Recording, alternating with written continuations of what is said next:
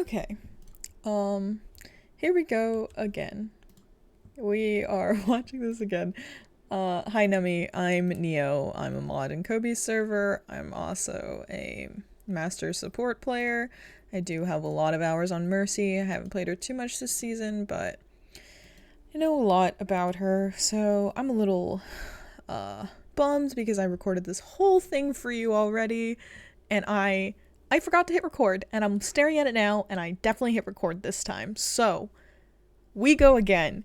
I'm gonna give you everything I told you again, and it's gonna be even better. 2 times we try again. This is the better one, okay? I've watched the whole VOD so intensely. We're gonna talk about something before. Okay, we're gonna talk about a lot of things. This is gonna be a long one. I'm gonna start off by talking about controls. So I play Mercy with toggle beam connection on, and I have a sneaking suspicion you play with it off because there's one moment in the VOD where you disconnected the beam when I really didn't feel like you needed to. I highly suggest you turn it on, and it's going to take a little bit to get used to, but it's really good. I noticed you had the PC tag, so I'm going to assume you've been playing on PC.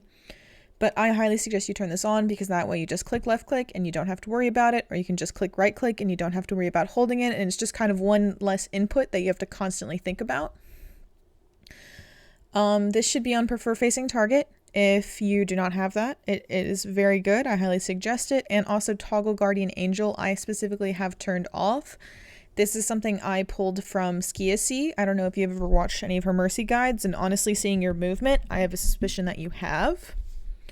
If you haven't, her best guide is a little bit out of date since they nerfed GA. But if you, I highly like her controls. This will take a while to get used to if you choose to take this off, but the amount of control that you get being able to instantly put in the super jump input is very good versus having to like cancel toggle, or like the amount of time you get it. I highly suggest switching this. Just that instant reaction is a lot more responsive in my opinion than having to hit shift twice.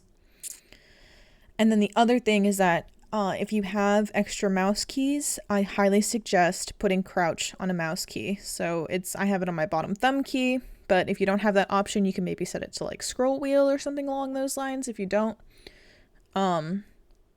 So I would highly suggest getting crouch on your mouse because it's very awkward to do shift and then control. Like I said, I've watched your VOD. You're pretty good at it if you have gotten used to it, so let's go. That's the talk about controls.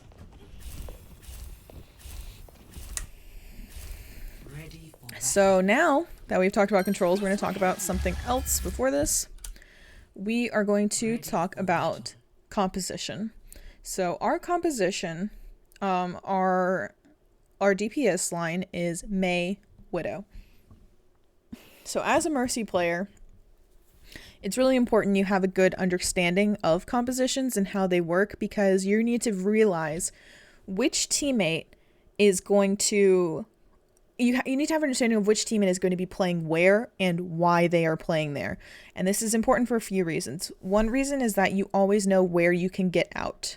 So looking at this, you kind of see that Rhine, Moira, and Mei sort of make this core that's going to be playing on the ground in the area that we call main.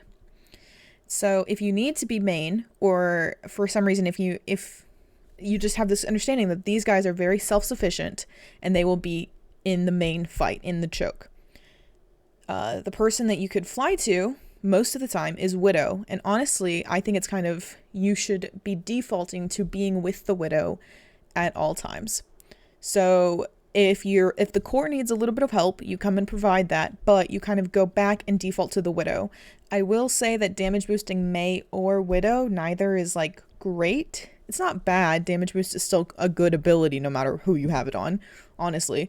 But it's just less good on a Widow or a Mei than say like a Ashe or a Pharah or an Echo. So, looking at this comp, I just think, okay, I really want to pocket the Widow here a lot. And luckily, I know you do at the beginning here. This is very good. Just stay with the Widow. And then if the core needs a little bit of help, you can peel. Great pick by your Widow. So I've actually watched the beginning. This is my third time watching the beginning. I don't love this peek here. I know it's kind of boring. Just standing behind the wall, not looking at anything. But in a higher elo, people will see the Widow, they'll see your beam, and they know you're there. So if you intend on climbing, and you are going to climb, the chance that the enemy Widow, if they see you peek, they could just kill you instantly. And in a higher elo, you would get punished for that. Luckily at this elo, and probably even a little bit higher, you won't get punished for that. But it's just nice to start building up higher elo habits while you're in a lower elo. So I would go back to the Widow here. Beautiful. I don't even mind that little peek you did there because you thought the Widow was falling out and you wanted to be main, but she didn't, so this is all fine. Good swap there. I don't mind this. This is fine. I would say... Oh yeah, I hope you're right. And now that you've healed them and up that much, I would just go back to the Widow. You're right. You don't... your Rhine can really be just mostly healed by your Moira, so I would just provide a little bit of healing to get him past critical, and then try and get to damage boosting your Widow again.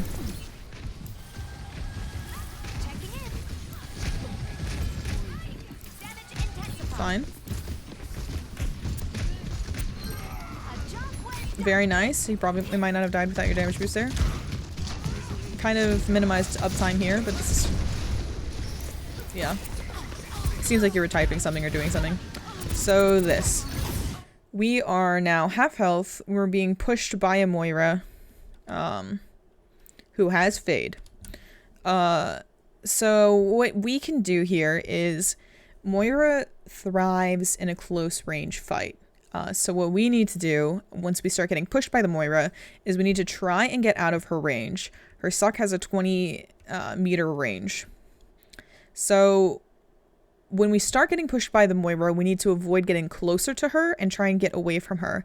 And luckily, we have this information that Widow is all the way over here. So I think the best thing we could have done when we started getting pushed by this Moira is turn over here and try to fly all the way over here. There's a chance she tries to chase us, but even if she does, we could do two things. Her beam can only attach to one person, so we can try and get her suck beam to attach to Widow, and then we're over here healing the Widow. And if she still pressures us, we can go main because our cooldown of GA is shorter than her cooldown of Fade. So we're just trying to constantly kite the Moira away from us, and we want to try to avoid pushing into her. I like that you're trying to damage boost the Mei to kill her, but unfortunately the chance that your Mei actually bursts down this Moira in time is very unlikely. So the best thing we can do is try and get away to the Widow.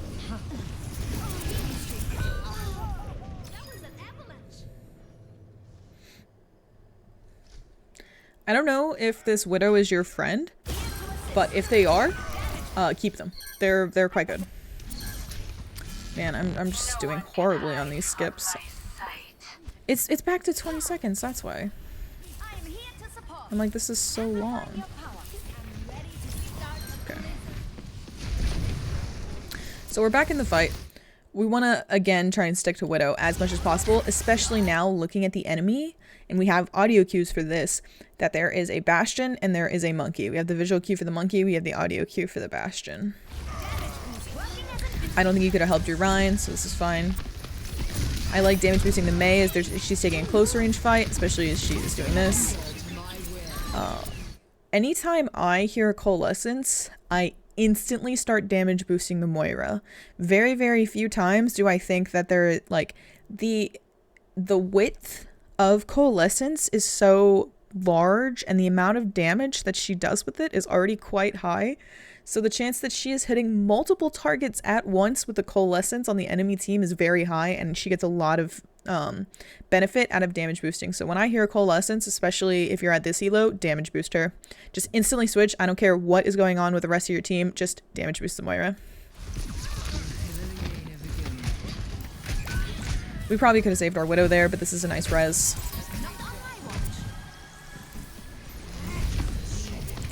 So now, I don't love this. I don't love this, and there's a few reasons, and I talk about this a lot. I did talk about this a lot, unfortunately. And that's talking about Valkyrie. You love to use Valkyrie in an offensive scenario when a fight is about to begin. When you are on defense or you're trying to hold a space, and you're in a space where you were trying, in a defensive scenario where you are not trying to take space, but you're trying to keep space, it is very easy for the enemy to just not engage. They have not fully engaged yet. And so they can just back up and wait out your entire ult, and you don't get as much value in it as you would have if you did it in a more defensive scenario, or at least when the enemy has fully committed already. So I put this quite eloquently the first time, so I said this, so I'll try again. And it's, if you are in a offensive scenario, I love your offensive Valkyries. This is when your team has fully regrouped and they're trying to come in and engage the fight. So if your team is the one engaging, I like the engaging Valkyrie. When your team is trying to defend, I like a defensive Valkyrie. So if they're pushing into you, then that is when I think you should do it. So generally it's pretty obvious when it's like attack and defense. But just because you are defending doesn't mean your team is never taking space or engaging into a fight that you have already lost. And there's a good scenario about this later that I'll bring up too. So it's so just kind of keep that in mind. Is your team currently defending a space, or is your team trying to take a space? And if they're trying to take it, I love your Valkyries. If they're trying to defend it, I feel like you really miss out on defensive Valkyries, and this one really should have been a defensive one. Your tank was really close to coming back, and their team is a little bit behind currently, so. And if you look, they don't really engage you here. Okay, you got a Moira, but still.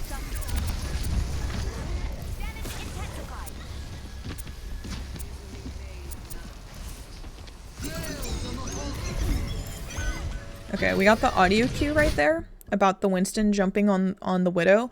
I am not 100% sure you could have saved her, but I think you definitely could have at least tried to help her. Because we see him.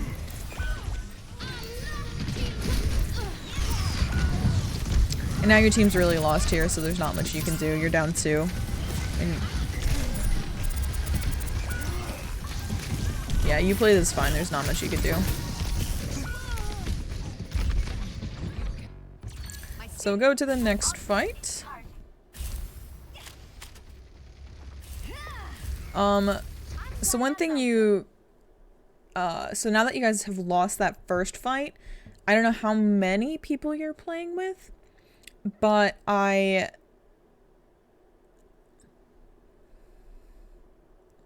don't know how many people you're playing with, but I think that you need, if you are capable of calming with them because they're your friends, or even if in just a general scenario, you can just spam group up here because your team needs to group. Anyone who gets picked right now is very, very bad for your team. And it does actually happen. And I think it might have not been avoidable. You could remind people about split spawn if they could get back to there, because that's a new thing. Yeah, so because we're going to be either engaging this fight in a 4v5, it's going to be very rough. This is a very nitpicky thing, but when both of your Mei and your Orisa were low here, I'm just telling you a tech thing really, just try and rapidly switch between the two, because they both need healing quite a bit. Your Mei honestly needs it a little bit more, because if you think about it this way, your Mei is sitting at 114 health. Actually I'm just fully wrong. I'm fine with being wrong. They both rapidly need help, but there's this orb coming at the Orisa and it's going to heal her first, so make sure that you try and hit the Mei right there as soon as possible, switching to that. Orisa's behind cover a little bit, so she can help. That was actually very nice, but then you need to switch to the Orisa again. Yeah. And then switch, yep, and switch again. That's what I mean, you need to do that other switch right there. I think damage boosting the Orisa would have been better than pulling out your pistol. I also think that when you fly here, you should go up afterwards. You really love the up tech, and honestly, it's very good. You should go up to here, because there is a Brig and a Moira down there. It's much harder for them to try and hit you here. You could still damage boost the Mei. Does that make sense? So standing up here, and you can keep doing what you're doing without the risk of being pressured by the Moira or the Brig.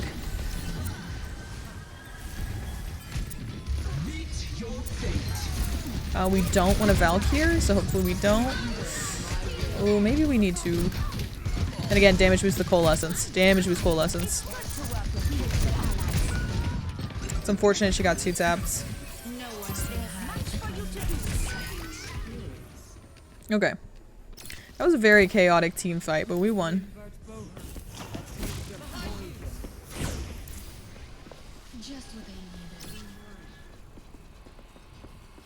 So, this is a super nitpicky thing. But it's important. Don't stand this close to the Widow. You should try and be, like, here. Try and maximize the amount of beam you can get at the furthest length, because if you do it here, and the Winston jumps her, you will not take damage and you're able to heal her quite instantly, and you can disengage all the way here because the Widow's going to fall back in this direction as well. When you're standing this close, it's very possible that you take like splash damage from the Junkrat or the mine, or there's a Moira orb here that could hit you sooner. There's just like a bunch of little things that can hit you when you're standing this close versus if you were just further back. I do love that you're damage boosting the Widow though. Like there. We're instantly getting pressured by the Winston and we just abandon the Widow. Like we should be healing her here. One thing about the matchup between Winston and Mercy, Winston does 55 damage per, Winston does 60 damage per second. You heal for 55. So if a Winston is on somebody and you are healing them, they're only taking 5 damage per second. If an additional healer is on them, the Winston is not doing any damage at all. So you abandoning the Widow here is like a big deal. And then we're taking a while to even heal her here too. It's lucky she lives.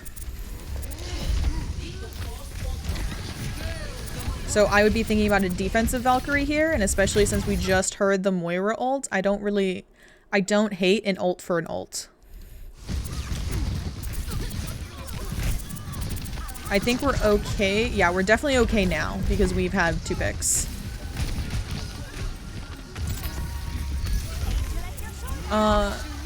So a tiny thing here, and I mentioned it the first time, so I'll definitely mention it again, is you're losing some uptime. Like, I also agree that you need to go heal the Widow right there. But when you're staring at her like that, right here, you can see her, we lose the beam for a second versus if we just kept staring down at the Orisa, we wouldn't have lost it. And that actually makes me think you're playing on hold. Also, when you abandon the Widow, I thought about it too. You can keep on the beam for quite... I actually think... Let's test something really fast. We're at 532. I think there's like almost a bug right now. I don't know if it's a bug or if it's intentional. Whereas if you don't break LOS, their beam doesn't go off of them. You don't have to look at them to keep the beam on them. And that's part of the beauty of toggle is I'm not looking at them at all. The beam's still there the whole time. So this is kind of a good thing about having this on, because then I can just go here and I can like look at other things and not worry about it, and then just keep on living my life. So without having to move or think, or without holding it down. So that's partially why I really think that's good, and it'll increase your uptime just having toggle on, because then you don't have to worry about the beam ever breaking. So I think I could just stare here infinitely, and because I'm not breaking LOS, it'll just stay. So something to consider.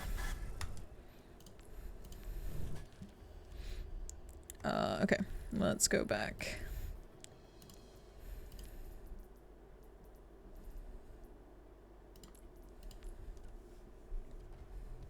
Now entering ready for battle. This is where we were. So you lose some uptime here. It's not the biggest thing, but it's just like little things like that that'll win it. We really didn't need to ult there. That's one thing about watching the kill feed.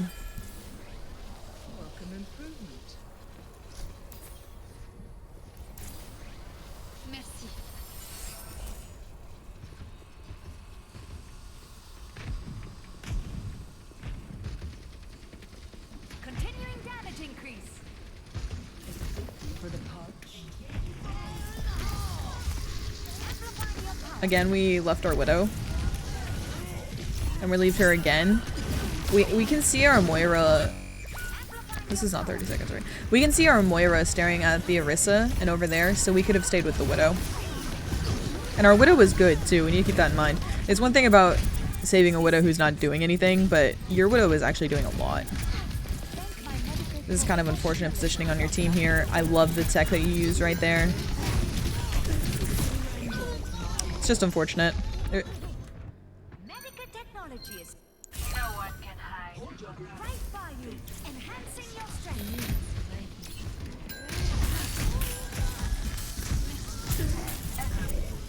Oh, this is so scary. Get the mini if you can. Oh, that's fine too. Get this mini. Yeah, don't be afraid of getting the health packs. Especially against a Winston. I like that we're defaulting. Keep damage boosting the Widow. Your Moira can do this.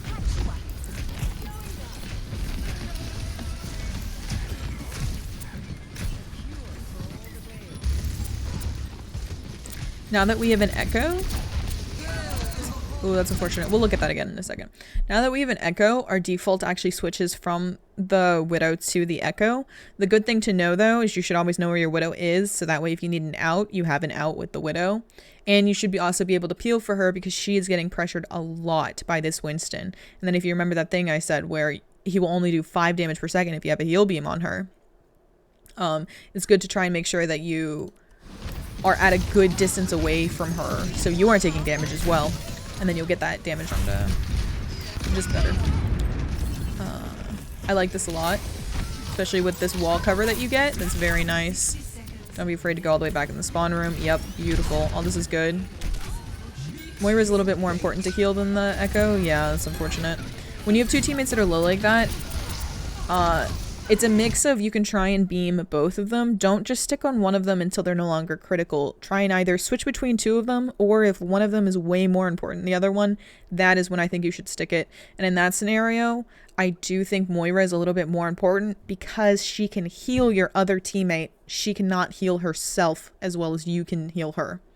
Obviously, she can orb herself, but it's just less likely. Now, in this scenario, we just kind of need to rapidly switch between the two. They're looking at the Echo, so I like that you're on the Echo right now. But now we need to pop Valk. We need a Valk right now. This is honestly too late. So, as soon as this... let's go a little further. As soon as our Moira dies, we're aware that we're the only healer alive. We're 86 to ult. This is what you need to do. You can hold down your ultimate button and it'll pop the second you get it. And it's very important we get it because, one, our Widow has just gotten 2 picks, which is massive. And the other thing is that your healing will now hit 2 targets and your healing goes up from 55 per second to 60 per second. So that will completely nullify Winston's damage. If you get your teammates past critical, because that's a problem that they're both on critical, you could even switch to damage boost so you can try and negate the healing that their Moira and Brig is doing. And it'd be very nice. So as soon as we have this Valkyrie, we need to pop it the second we get it. And that's true with any input in the game. You can hold it down to get it. So there's sometimes I see where you're looking around and you don't have GA, but you're about to. You can hold it down to make sure you get it the absolute second you get it.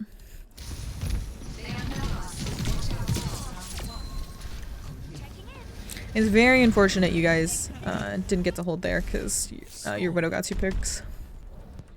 So next.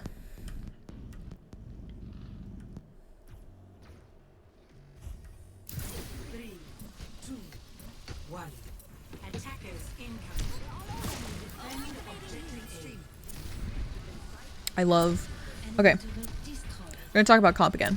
So a few things have changed because we now have Sigma, Echo, Ana, Widow. So the best person for us to damage boost out of those 4 is Echo. There are a few things to note. That damage boosting Sigma ult is also very good, especially when if you can get both when he pulls them up and slams them down. Damage boost is very good on that. But our default now switches from the last round it was also on the Echo at the end, so we want to try and stay with the Echo as possible. I don't mind the entry pick on the Widow here. I actually really like it a lot, but when our team starts to engage, we really want to help our Echo because she is a glass cannon. So about now I'd go back to my team. Yeah, this is great.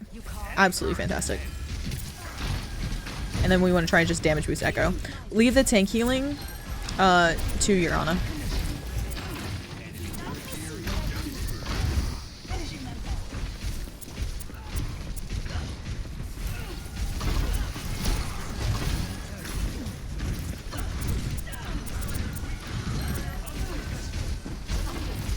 This is fine. I like all this. Your target priority is very good.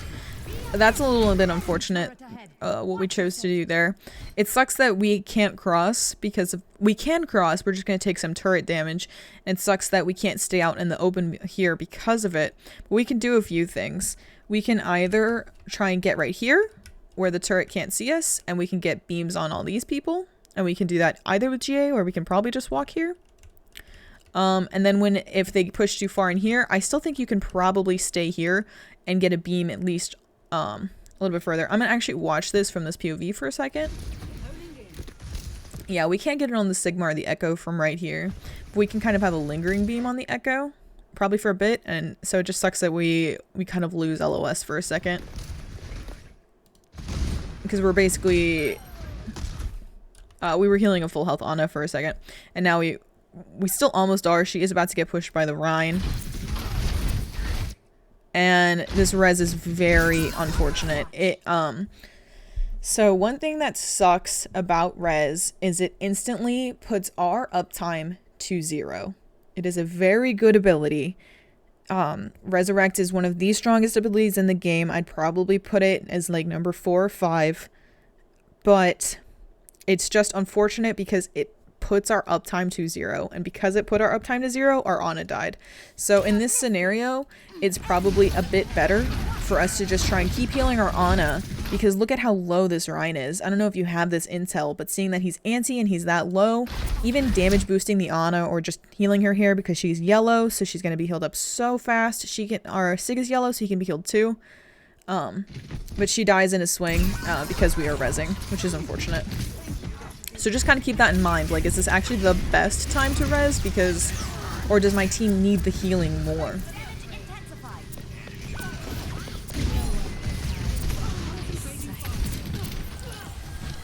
So this fight is probably lost. We should just back out if we can.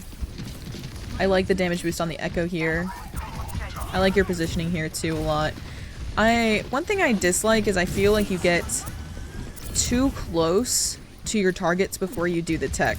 So when you went to the Widow, we went all the way to here and then we went up, and all of this is very prime territory for us to get shot. If we were trying to get to the Widow, we can kind of just boost up to here and then get up this way a little bit and then try and use this statue for cover. Or we can try and stand on this.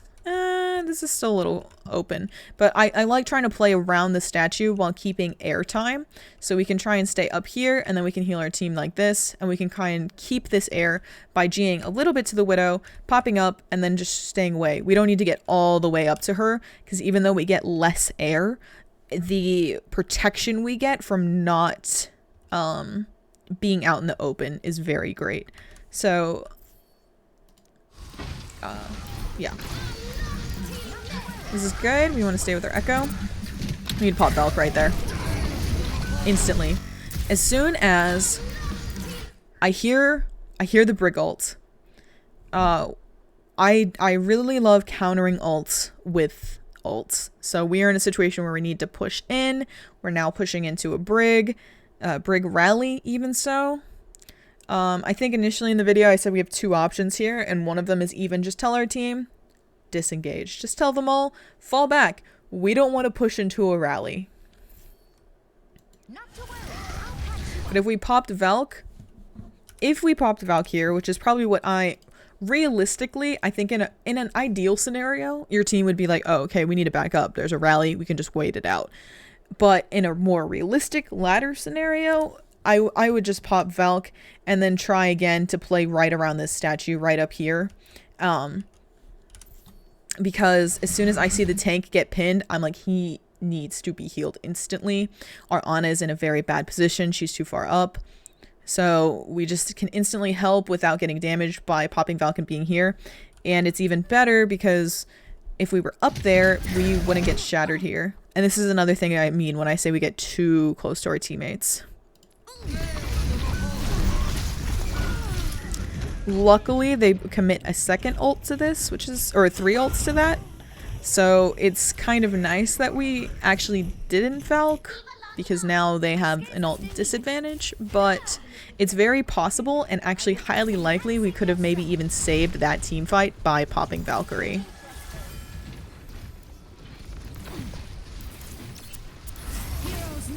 I like this because we're trying to engage, so the damage boost here is very good. Just make sure your team's ready for it. And now that we have a Bastion, I want to damage boost him. Nice. This is all fine.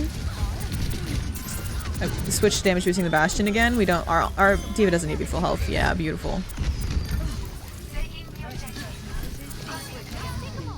And we won the fight. Honestly, we won that fight on the back of Valkyrie.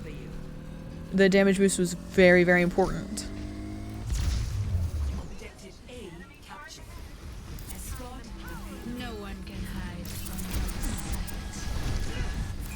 It's unfortunate. We probably could have saved her. This is a nice res, though.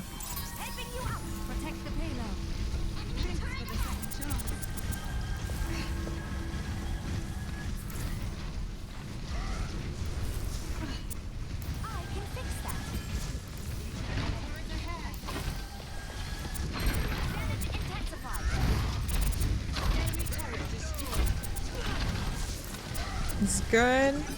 Our Widow might need a little bit of help, but it's probably okay. I don't know where your Ana is right now. This is fine. Very nice. We want to just stay with the Echo as much as possible, which you have been doing. Your downtime is like very, very good. One thing I would consider here is when you boost it up there, just try and stand on this platform right here where your Widow is now. So when you boost it, I don't know if you knew this was here, but yeah, just when you boost up, this is a very nice place for you to just perch, especially when you're against the team pump that you're up against. Yeah, just stand there like right now. I'm turning the corner now, so it's less relevant, but just kind of keep that in mind. If there's a fight going on at this corner right here, it's a good place for you to be. Pop Valk. Yeah, when we see that many teammates on critical, and we hear ultimates again, like we hear, we heard the rally, we see the Cole. I'm not 100% sure it would turn the fight, but I think it's just good practice for you to try and like heal up this Ana that's in front of you, and your D.Va gets shattered, and it also gives you a lot of mobility that you're not trapped in this room. Now you can be all the way up here if you want to. I think it's just good practice. What's nice is the enemy team stacked 5 ults. So that means you're probably going to win this next fight just on the basis that they used 5 ults at once. And it's honestly kind of, again, nice that you didn't Valk, because you will have this to re-engage. But also, again, it's possible you could have saved that fight with a Valkyrie. It's a much stronger ult than people think. Fun fact about a Moira orb. This is just something to know. If it has damaged anyone else and you are starting at full health, it cannot kill you. It has 200 damage, a Moira orb, before it runs out. So if it hits anyone else and you are at full health, you don't have to worry about it killing you. If you take any extra damage, you do. I love this Valk to engage, especially since we know they don't have ults. And honestly, we should try and hold some of our ults.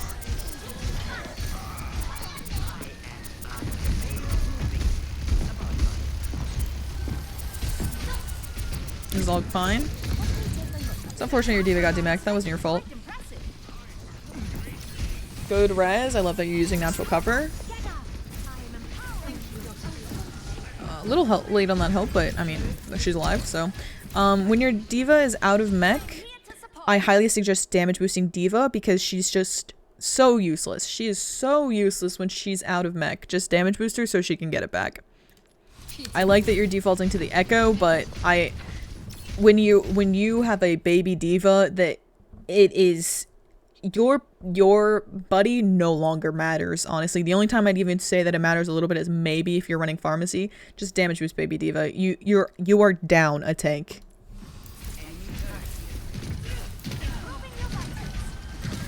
Like, yeah. She could have gotten that a little bit faster, and they would be in a worse position if they did. Great choice damage boosting the Bastion. I love it.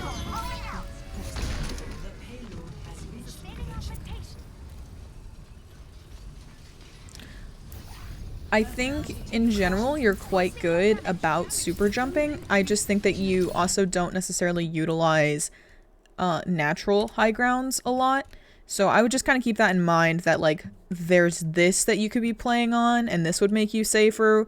Where you are now, you can always stand up here, which you're about to, but even when your team is down there, you can be up here. This is good. There's this high ground over here, which is a little bit worse in my opinion than here.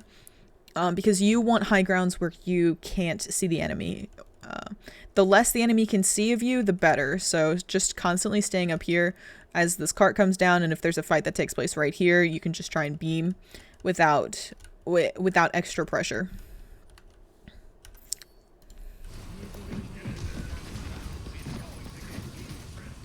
I like what you're doing here, just generally. I will say this is so nitpicky. I want you to know what I'm telling you right here is so extremely nitpicky. Don't heal the Echo right here. Just damage booster. Just damage booster. Your teammates don't need to be at full health at all times.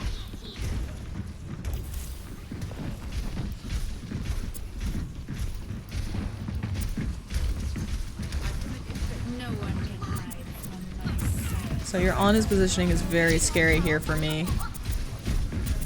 So I'd be worried about getting her out. Oh my god, your Ana's terrifying me. Okay, we've lost this, so just get out with the Echo. Just go, yeah. As soon as I see this, I want out. So I've flooded the Echo right now and get out. Just leave the Widow. Let her die. She can respawn with the rest of the team. You don't want her staggered.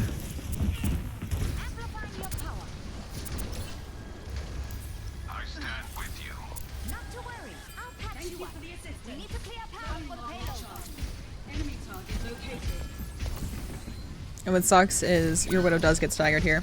So now you have kind of a weird choice, and I'd actually highly consider it. I would consider, because we like this Widow, I would consider Valking and rezzing this. The Moira is not going to kill you. Nobody else can touch you. It's highly even possible the Moira jumps down from here, and then we can take a team fight up together, and we can damage boost our team as we push in. So I would really consider that, just Valking and then getting this res. One thing that's very good about Valk, I'm going to assume that you don't know all the tech, is it instantly doubles the range of our Guardian Angel. So we can definitely make it there in 1 GA. And if you do it in that little hole, they can't get you. So instead of taking this fight as a 4v5, we can just take it as a 5v5. This is very scary with the Torvald. This is all very nice so far. Okay, we're losing this now. Oh my god, I remember this. I have no idea. You're so lucky you survive here. Yeah, where you're playing is absolutely lucky. But very nice, nonetheless. Now we're up a pick. This is a great Valkyrie. I love it. Now we can damage boost, we engage. Yes, your damage boost and heal usage is generally very, very good. I think you could increase your damage boost uptime by like 2% by kind of implementing the fact that your teammates don't need to be at full health at all times. But it's very, very nitpicky. Other than that, your choices in beams is very good.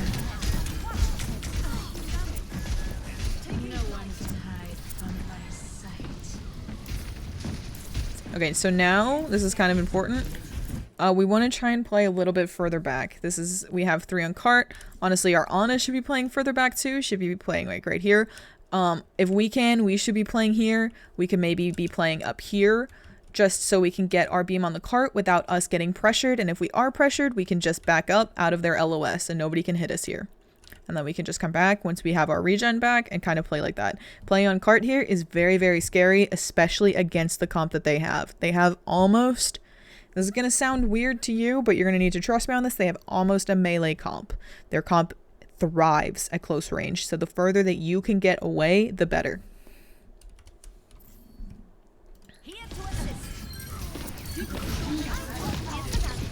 We luck out that this Moira loses focus.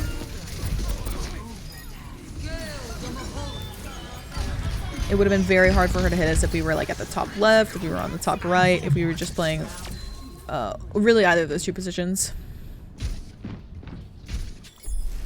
Score Okay, let me reply to a message and then I will continue this.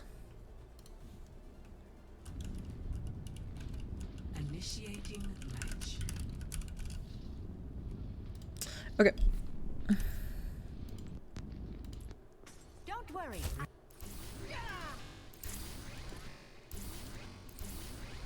Ready for battle. So let us look at our comp A again. 1. Again, as long as our...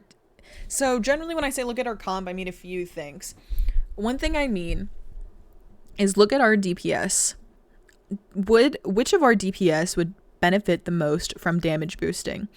If the answer is this one, but it's not very good, then I would even consider our tank. Would our tank benefit from damage boosting more than our DPS? And so let's say your DPS is Widow Mei and your tank is a Zarya. I would say Zarya would benefit more from damage boost than your other two as in the middle of the fight. In the beginning of the fight, I would be damage boosting Widow. In the middle of the fight, I'd be damage boosting Zarya. In this scenario, I also think, what is our support? Our support is a Kiriko. So which of us, me or her, is better at healing the tank? And the answer is Kiriko. Generally, honestly, most supports in the roster are better at healing tanks than you are. The only time I think that the supports that aren't better at healing the tanks would be Zenyatta, would be Lucio, would be Brigitte.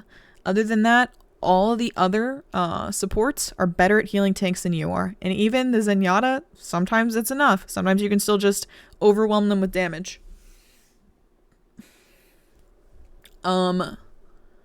So with a Kiriko, I think, okay, we are the ones who are mostly healing the DPS. We are the ones who are mostly helping the DPS. Kiriko should be looking at the tank. If we were running any of those other supports, then I'd be like, okay, we're going to need to put in more effort to help our tank than I would normally. So that is what I'm thinking. So with this comp that we have, the best damage boost target by far is Echo. Damage boosting Ramatro when he's in Nemesis form is not bad. And I do really like what you're doing this entry damage boost on the Widow. But as soon as our team kind of gets a little bit in, we really want to just help the Echo. So she's already pretty far in. And this is fine. It's just like, yeah, perfect. So one thing we could do when we did that, and kind of my instinct is to actually, when we boosted, is to stand right here and then just kind of crouch as we're healing our teammates right here. Because against the Sigma, it's going to be less likely that he pressures us from right here. And nobody can really hit us either, because they're not going to hit these shots in between the legs. And if they, I have yet to experience that. And if they do, the good news is you can drop to where you are now. That's the other thing. So you can try and go here, crouch, take less damage, and then if you are pressured, you can just fall back down. That's always the nice thing about high ground. And I really think, okay, let me go even further. I really thought about it right here. I'm like, oh yeah, just boost up and you'll be on the statue. I like helping the Echo here. Oh, she's scaring me. I like that little tech you did right there. This has been nice. I noticed it. It's unfortunate. You could have maybe saved her, but it's unlikely. The res is massive.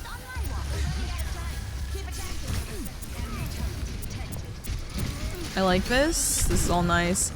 I don't like that your Echo or your Kiriko left your Ram. So the second I saw her TP right here, I think about right there. I'm like, oh, Ram, what is happening there? So I would have looked. But watching his health bar here, he was fine. So then just go back to defaulting to the Echo. Yep. Be very cautious about playing main here. This peak is very scary to me. So either keep playing where you are playing or try and play behind this wall on this side. Because we're here for a long time and we do gonna get punished for it. Very nice. Help our Echo? Help our Echo? Oh my god. Okay, good. This is good. And now go back to Echo. Yes, very, very good. Help Ram. Help Ram. So I remember this. This is unfortunate. Our Ram does need our help here because Kiriko can heal the tank less. But honestly, him pushing into this room when he was this low against a Sigma who's that low is just not good. This is a very bad scenario that he's put himself in, and he's kind of just feeding. There's not much you could have done about your Echo there. You really helped her as much as she could. So that is just a L, man. Like, it's possible, like, I don't think Carrie didn't have any cooldown to save him. Like, he just kind of messed up when he pushed into that room, and so you guys lose that fight because of that misplay. And there's not much you can do about it. It's just unfortunate. We could have probably gotten ult off of him too if he just didn't push into the room, if he just stayed outside of it.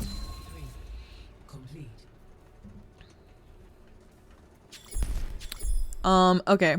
So that's actually going to be the end, really, for me, because Ana is so significantly different.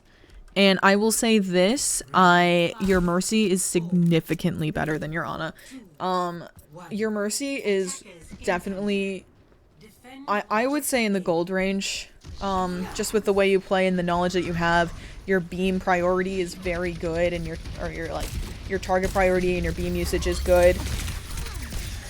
Your Valk usage, I think you could definitely try and think about Valking defensively a lot more. I feel like you're very good at offensive Valkyries, but using it defensively, you're a little bit hesitant.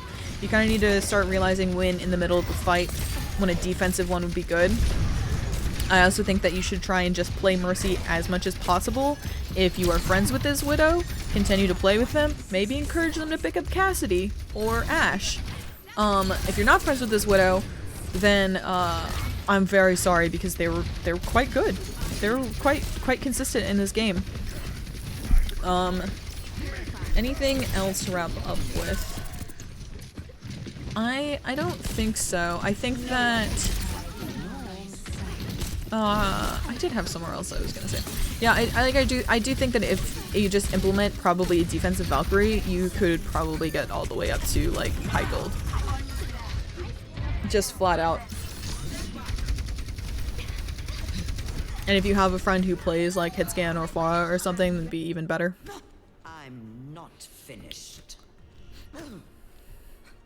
But if you do reach that elo, and if you want me to watch an actual Anavon and give you tips, I do think your Ana is still probably in silver, and like low silver. So if you want to let me watch another VOD, please let me know if you think anything I've said is like extremely helpful. Also let me know. I'm trying to make some more of these. And